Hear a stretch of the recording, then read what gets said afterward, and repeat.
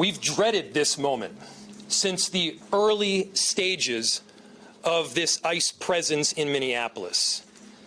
Not only is this a concern that we've had internally, we've been talking about it.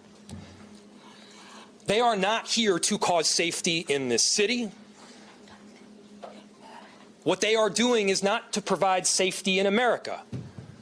What they are doing is causing chaos and distrust. They're ripping families apart. They're sowing chaos on our streets, and in this case, quite literally killing people. So they are already trying to spin this as an action of self-defense. Having seen the video of myself, I want to tell everybody directly, that is bullshit. This was an agent recklessly using power that resulted in somebody dying, getting killed. As soon as it happened and we learned of the incident, we had several priorities. The first, of course, was to get the victim to the hospital and to get care as soon as possible. To the family, I'm so deeply sorry. There's nothing that I can say right now that's going to make you or your relatives or the friends of the victim feel any better. There were, I believe, 2 Minneapolis police officers that responded and were in the ambulance on the way to the hospital. The second was to get ICE off of the scene. There were dozens, if not hundreds, of ICE and federal officers that were there at the time. Having them there was only causing more chaos. Having them there was only making a difficult situation even more problematic, and one that, yes, they created themselves.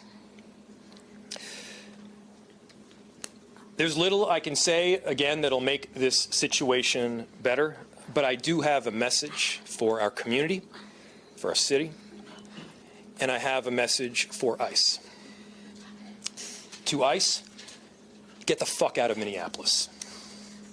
We do not want you here.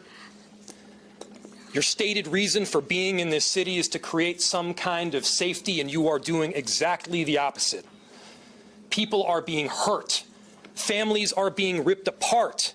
Long-term Minneapolis. So what y'all watching right here, y'all are watching a clip of Mayor Frey today, probably about an hour ago, and he did a press conference where he was speaking out on ISIS. I know y'all caught the viral clip. They're gonna clip it and it's gonna go viral, where he told ISIS to get the fuck out of Minneapolis. He said it and he mean it, right? You can see it in his face. He said it, he mean it, and he's very serious. This is the first life we lost during this whole ISIS fraud, right? Because all this is wrapped around fraud as well. So if you've been under a rock, I'll give you a quick update. For about a couple of years, Minneapolis, the Somali community has been under investigation for fraud. We have a big, they built a big fraud federal case. They said the Somali community has stolen about $1.8 billion, saying that they fed homeless kids, everything from housing to feeding homeless kids. In the previous video, I shared that I do have a rapport with this community. I work in a nonprofit organization where we do use the Somali community as a housing resources. A lot of them did come to America and get a lot of housing resources, and they turn them into sober houses and halfway houses and things like that. And so in Minnesota, in this community, this is the recovery hub, right? This is the recovery hub, right? So even if you read my hat, I work for a recovery organization, and recovery organizations in Minnesota rely on housing, right? So we rely on detox, we rely on housing, we rely on job networking and things like that. We rely on the mental health part of it as well. And so when you have somebody who's suffering from substance use disorder, and you taking that person from being on the streets to getting their life together, whether it's getting an ID or just getting things back in order, getting their paperwork back in order, getting their life back in order, just getting their bearings back, and then you sign up for housing. And it's been so frustrating. It's been very frustrating in the last couple years with housing.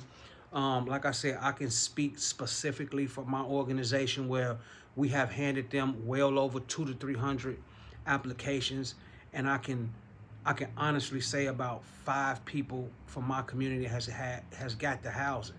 And there's been a lot of complaints about them coming to the African American community and getting our resources, but then they're using our resources and the paperwork to pad their stats, but they give the housing to someone totally different, which I believe they give it to their family members, to their sisters, brothers, cousins, and I believe 100% that's wrong, because now I'm on this side, I'm from the streets, right? And I've been on that side where you scheming and you cracking cars and you hustling, and again, like I told somebody earlier, 1.8 billion, like, if we on the other side of the fence, then we clapping for them, saying that they did a hell of a job. Like, people in the streets is saying, like, wow, 1.8, I wish I could have did that. But I'm on the other side of the fence now, where I'm working with people who got substance use disorder, where I'm working with people who homeless. I'm working with people who don't have any clothes, shoes, nowhere to live, sleeping on the streets, encampments, right? And so when these people have housing that come up, and we reach out to the Somali community, and they tell us they have housing, but then once we get them the paperwork and everything start rolling, they stop answering. There's no communication, and it's just blowing the wind, and it's very, very frustrating coming from my end, being a program director of a nonprofit. So I just wanted to share this with y'all. This is the latest update, breaking news. Mayor Frey did a press conference, and he told ISIS to get out of Minneapolis. So this is the Humble Investor, y'all. We talk about investing in stocks and real estate as well, but we always want to give you the local news that's going on in our neighborhoods. So y'all stay peaceful, y'all stay humble, y'all stay prayed up. Peace.